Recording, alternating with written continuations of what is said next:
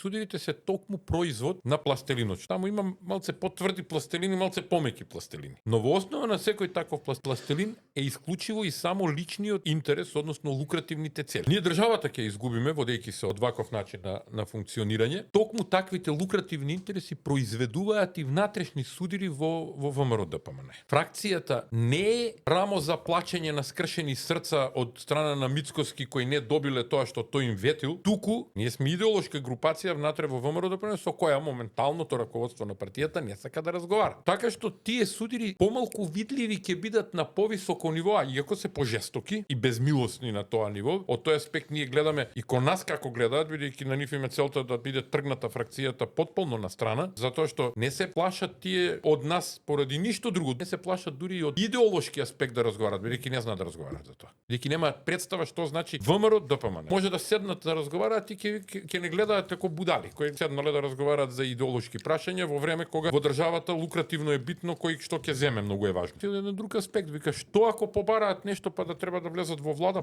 проблем, треба да се дели. А ќе имаме групација која е провмровска, која не е исклучиво лукративна. Затоа и реков нема никој во фракцијата со таква идеја.